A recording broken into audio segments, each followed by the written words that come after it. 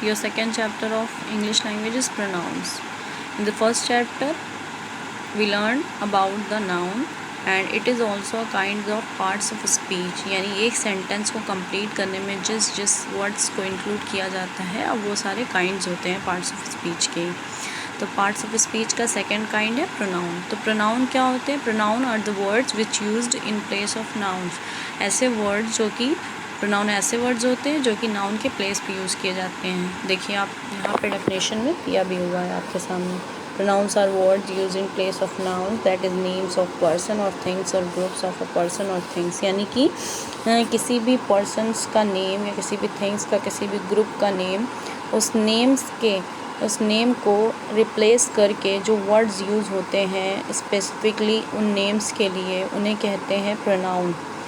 ठीक है, क्योंकि कभी कभी क्या होता है, हम एक सेंटेंस में एक पर्सन के बारे में काफ़ी बार बात करते हैं. मान लीजिए एक पैराग्राफ है, अब उसमें हम काफ़ी टाइम एक पर्सन के बारे में बात करेंगे तो we can not use its name more than the one time. यानी हम एक बार से ज़्यादा वो नेम यूज़ नहीं कर सकते हैं because it looks too awkward. एक सेंटेंस को या एक पैराग्राफ को मेंटेन करने में जो वर्ड्स यूज़ होते हैं वो काफ़ी ऑकवर्ड लगेगा कि हम बार बार एक ही नाम को प्रोनाउंस करें. इसीलिए क्या होता है, इस मतलब जो है रिपीटेशन को ख़त्म करने के लिए या रिपीटेशन ना हो इससे अवॉइड करने के लिए प्रोनाउन का यूज़ होता है. ठीक है, तो अब हम यहाँ पे फॉर एग्जांपल देख लेते हैं. जैसे यहाँ बात हो रही, जॉन सेड, जॉन ने कहा, John and John's brother Michael and John and Michael's father were going to market to buy a birthday gift for John and Michael's mother. अब देख लीजिए यहाँ पर जॉन और माइकल्स का नाम काफ़ी बार यूज़ हुआ है, जबकि हम क्या कर सकते हैं, इट लुक्स टू ऑकवर्ड. ये क्या लग रहा है, बहुत ही ऑकवर्ड लगता है ना. तो इस ऑकवर्डनेस को या इस मतलब रिपीटेशन को दूर करने के लिए ही नाउन की जगह प्रोनाउन का. अब हम बात करें जॉन के लिए, तो in the second sentence we can see कि जॉन सेड. अब हमने यहाँ पे जॉन को रिमूव करके ही लिख दिया, तो it is the pronoun for the John. And John's brother, it is the possessive pronoun for the John, his. फिर माइकल, ये तो एक बार यूज़ हुआ. And John and Michael's father, अब दो लोगों के लिए प्रोनाउन यूज़ होता है, देयर. तो इस तरह से ये रिपीटेशन ना हो बार बार नेम का या नाउन का, तो we use pronouns for it. अब आगे बढ़ते हैं. वी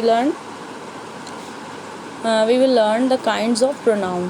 ठीक है, काइंड्स ऑफ प्रोनाउन देखते हैं. तो फर्स्ट काइंड क्या है, personal pronoun. Personal pronoun refers to the person we are talking about. यानी जो पर्सन के बारे में बात की जाती है, जिससे बात की जाती है, जिसके लिए बात की जाती है, वो होते हैं पर्सनल प्रोनाउन. ठीक है, a personal pronoun is described in the 3 kinds of person. First person, second person and the third person. First person I we, और इसका आई वी सब्जेक्ट होता है, इसका ऑब्जेक्टिव फॉर्म भी हम लेते हैं, मी और अस. सेकेंड पर्सन होता है यू का ऑब्जेक्टिव और सब्जेक्टिव सेम यू ही होता है. थर्ड पर्सन में ही, शी, इट, दे, और इसका ऑब्जेक्टिव होगा हिम, हर, इट, देम. ठीक है, तो ये हो गया पर्सनल प्रोनाउन. यानी कि personal pronoun refers to the person speaking, the person spoken to, and the person और the thing spoken about.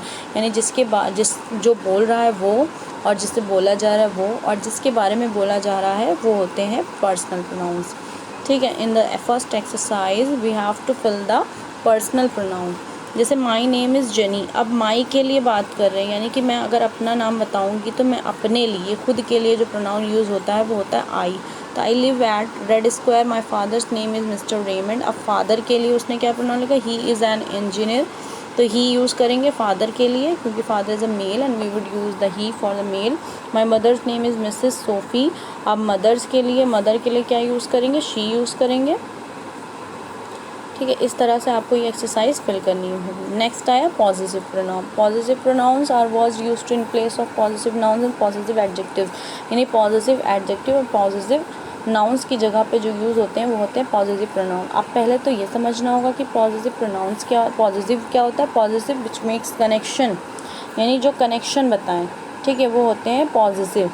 Relation बताएं, किसी भी चीज़ के साथ, किसी भी पर्सन के साथ कनेक्शन बताएं, वो होते हैं पॉजिटिव. तो अब यहाँ पर हम देखते हैं फॉर एग्जांपल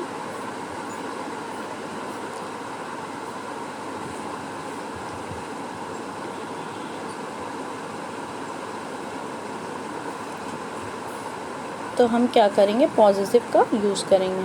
जैसे आई मी का माइन होता है, अस का आवर होता है, यू का योर्स होता है, ही का हिम होता है, ये इस तरह से। तो एक्सरसाइज बी में we have to mark the correct positive pronoun. This book is mine. ठीक है, माई भी पॉजिटिव है, लेकिन यहाँ पे क्या है, नाउन के साथ फॉलोड नहीं कर रहा। अगर कोई नाउन के साथ फॉलोड करता है तो वो होता है पॉजिटिव एडजेक्टिव हो जाएगा। अभी नाउन के साथ फॉलोड नहीं कर रहा है, इट इज़ द प्रोनाउन, इसलिए हम माइन लेंगे और यहाँ पे योर्स लेंगे, इस तरह से हम ये वाला लेंगे। फिर उसके बाद CL rewrite this sentence using positive pronoun. Positive pronoun, my dress is better than hers. ठीक है, और what belongs to me is yours.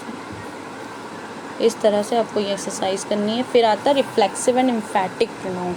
Reflexive and एम्फैटिक, जिसमें क्या हो, जो खुद को, रिफ्लेक्सिव क्या हुआ, reflect the action done by the subject on the subject itself. मतलब ऐसा कोई एक्शन हो रहा हो सेंटेंस में जो कि एक्शन करने वाले यानी कि डूअर के ऊपर ही रिफ्लेक्ट करता हो, उसको ही अफेक्ट कर रहा हो। ठीक है, तो in other words a reflexive pronoun is used when the object of a sentence is the same as the subject. जब ऑब्जेक्ट और सब्जेक्ट दोनों ही सेम हो वो होते हैं रिफ्लेक्सिव प्रोनाउन। ठीक है, जैसे एग्जाम्पल देख सकते हैं, she looked at her self, यानी उसने खुद को देखा। जो अब लुक्ड, ये जो वर्ब है, वर्ब का एक्शन हो रहा है खुद के ऊपर ही, तो ये होते हैं रिफ्लेक्सिव प्रोनाउन।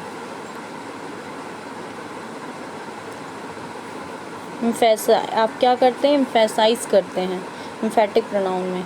ठीक है, when the same reflexive pronoun are use in the sentence for further emphasis they are called the emphatic pronoun. इसका एग्जाम्पल देखते हैं हम, जैसे the queen herself went to bless the child, यानी कि वो खुद ही गई, तो खुद के लिए, यानी सब्जेक्ट के साथ। एक सबसे बड़ा दोनों का डिफरेंस ये होता है, जो रिफ्लेक्सिव होते हैं दोनों सेम ही होते हैं, reflexive and emphatic. But reflexive क्या होता है, it is the object of the subject, यानी सब्जेक्ट का ही ऑब्जेक्ट होता है।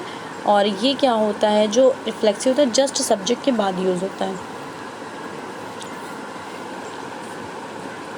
अब हमें इसमें क्या करना है, write the R for the reflexive pronoun and E for the emphatic pronoun. जहाँ जहाँ पे आपको लगता है रिफ्लेक्सिव है वहाँ पे आर, जैसे कि जब जस्ट सब्जेक्ट के बाद आएंगे, देम सेल्फ, हर सेल्फ, ये सारे वर्ड्स होते हैं। अगर ये जस्ट सब्जेक्ट के बाद आएंगे तो एम्फेसिस है, और सब्जेक्ट के बाद ना है बट कहाँ पे है, it will be on the place of object, then it would be the reflexive pronoun. अब देखिए ई वाले में क्या करना है, फिल इन द ब्लैंक्स। मुझे यू का, जैसे यू का reflexive yourself, help yourself, I stumbled out, stopped myself, मतलब खुद के लिए माई, द ड्यू